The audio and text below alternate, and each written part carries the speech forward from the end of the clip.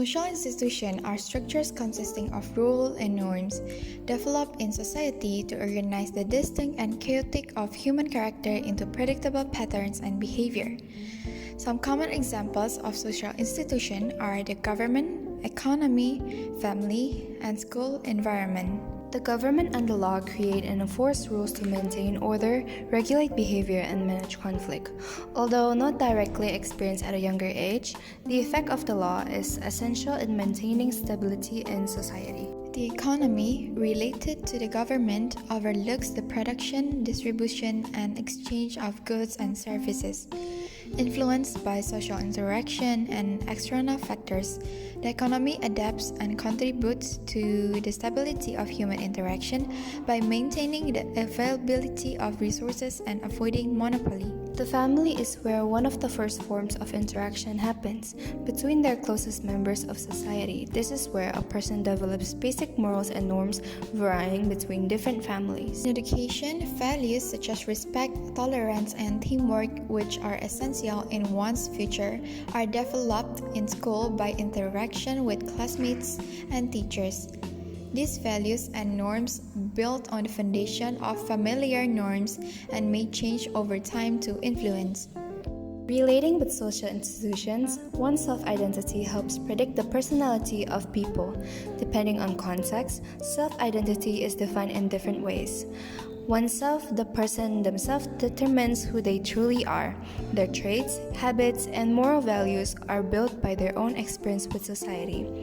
In a group, self-identity is seen through the lens of other people, the impression of a person left on their group, including how they behave and react to certain situations, define the person's personality. In social status, self-identity is seen through age, career, and social status. For example, a person who is a firefighter is often seen as brave because firefighters are brave. A friend group notices one of their members always overreacts to simple situations. Therefore, they are sensitive. A person who likes to quarrel and create logical arguments determine they would fit as a second speaker in the debate. However, self-identity isn't always so clear.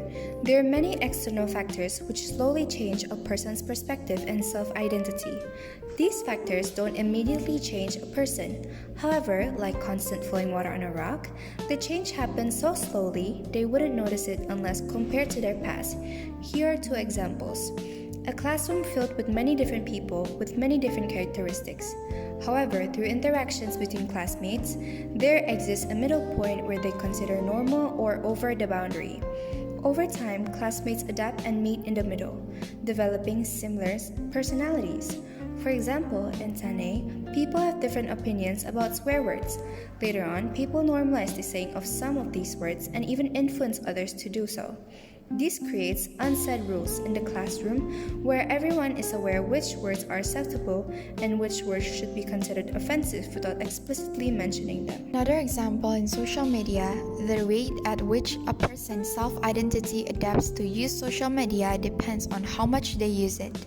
In this generation, people are constantly on their phones, so it's not surprised that their personalities have been greatly influenced by social media. Different apps have different norms, so it's not like every social media user is the same.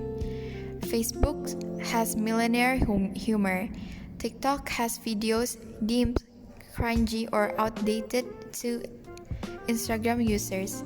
And a part of Instagram normalize online harassment masked as humor. These two factors are the most relevant in a school setting today as it encapsulates where a student is the most, but it doesn't mean that self-identity is a subject to change. Some people stand by their moral ground, but only pretend to follow these norms to feel included or accepted. These people are commonly known as performative.